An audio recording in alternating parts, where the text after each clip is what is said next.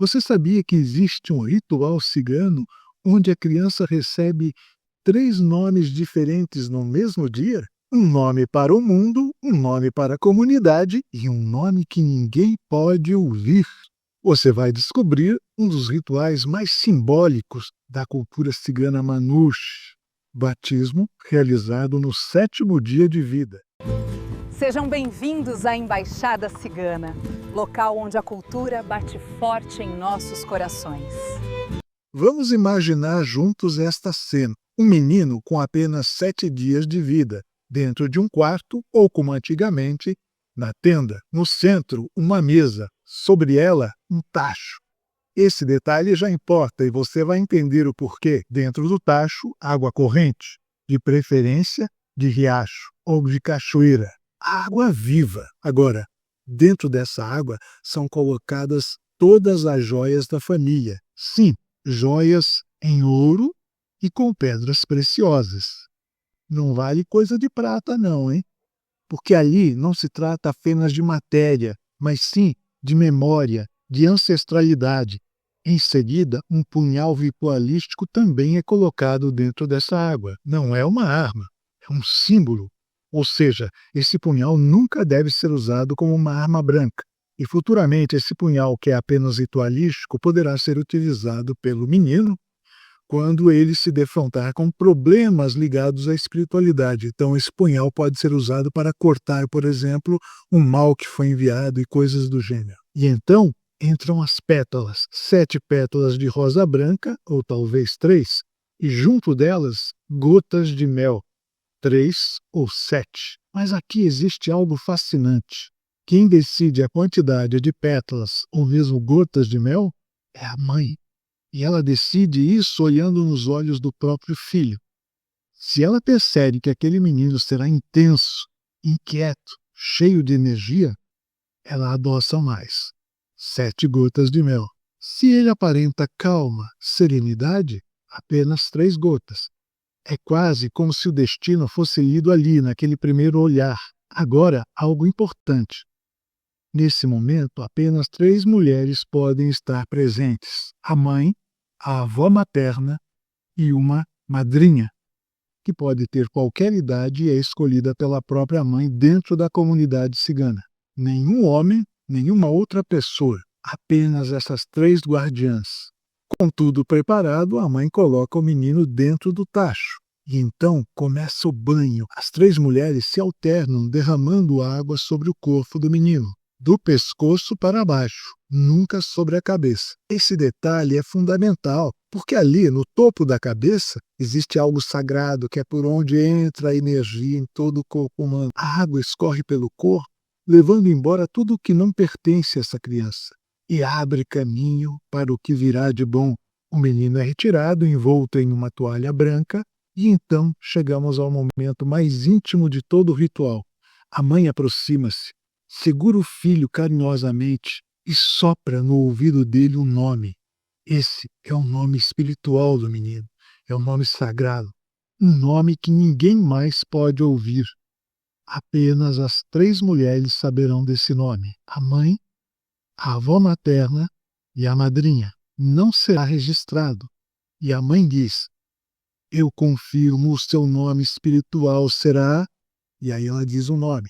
E esse segredo do nome será guardado por anos. Para ser mais preciso, só será revelado ao menino quando completar 14 anos de idade. Somente então ele terá o direito de conhecer quem ele é no plano espiritual. Se a mãe estiver viva, ela mesma revela. Caso algo tenha acontecido com a mãe, fica por conta da avó ou mesmo da madrinha, ou seja, sempre uma entre as 3 fica com a incumbência de revelar ao menino. Depois disso, o pai é chamado. Agora sim, ele entra, pega o menino e ergue-o acima de sua cabeça. Olha diretamente nos olhos da criança e declara: eu confirmo seu nome cigano é... E aí ele diz o nome que será conhecido pela comunidade cigana, ou seja, um nome que toda a comunidade cigana utilizará para chamar aquele menino. Mas não termina aí. O pai ainda define mais um nome. É o nome de papel, o nome que irá nos documentos. E assim, Em um único ritual, aquela criança recebe 3 identidades: um nome espiritual secreto, um nome cigano social dentro da comunidade e um nome civil para ser usado pelo mundo. Agora, vamos entender o simbolismo de tudo isso. Por que a escolha do 7º dia para o batismo? Porque para nós, o Manlush, o 7º dia é visto como o dia ideal para despertar a consciência. O nascimento físico já aconteceu, mas a consciência ainda precisa ser chamada à luz. E o cobre? O cobre não está ali por acaso. Ele é um condutor, é um facilitador de conexão. Um metal que aproxima o físico do espiritual. A água corrente, tanto de cachoeira como de um riacho, obviamente representa o fluxo das emoções desse garoto. E, ao mesmo tempo, a ideia de que, não importa o obstáculo, a vida deve seguir. Como a água, ela não se permite ser represada, ela sempre encontra um caminho. Ou ela dá a volta sobre o obstáculo, ou ela acaba rompendo o obstáculo. Fluir, contornar, persistir, como a água. As joias, obviamente, carregam a história e energia de toda a família, a energia dos ancestrais. É como se o passado estivesse presente abençoando o futuro. O punhal não é violência, é proteção espiritual. As pétalas brancas, a paz. E o mel? O mel. O mel é a intenção de suavizar tudo aquilo que pode ser difícil na vida dessa criança. Em outras palavras, de adoçar o próprio destino.